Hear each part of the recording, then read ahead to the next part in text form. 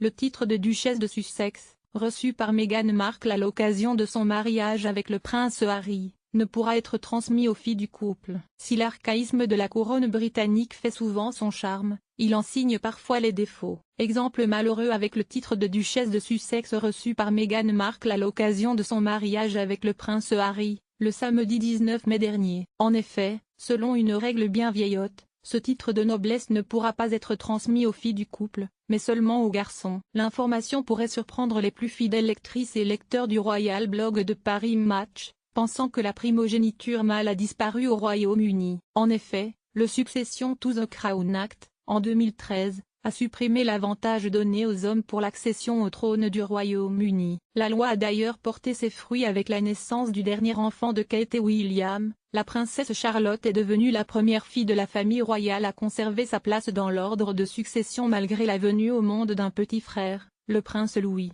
Et si Meghan et Harry venaient à accueillir une fille puis un garçon, l'aîné ne céderait pas, elle non plus, la place pour le trône à son cadet. Les règles sont claires. Le titre ne se transmet qu'aux héritiers mâles et saine revanche. Le garçon héritera du titre de duc, mais la fille ne sera pas duchesse. Pourquoi?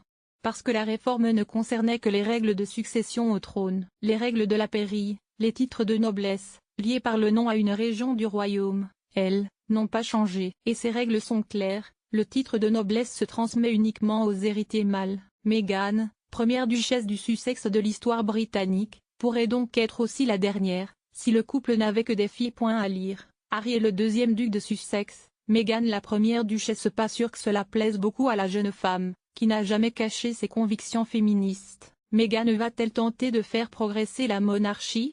C'est bien possible, car nombreux sont les observateurs royaux qui s'attendent à la voir poursuivre son œuvre en faveur d'une juste place pour les femmes. Comme un indice, le site officiel de la monarchie met en valeur ses actions passées, comme son rôle d'avocate des Nations Unies pour la participation politique et le leadership des femmes. Et la couronne de citer ainsi son discours pour la Journée internationale de la femme à New York. Je suis fière d'être une femme et une féministe, à présent fière d'être duchesse. Elle voudra sans aucun doute transmettre cette noblesse à ses filles. Toute reproduction interdite.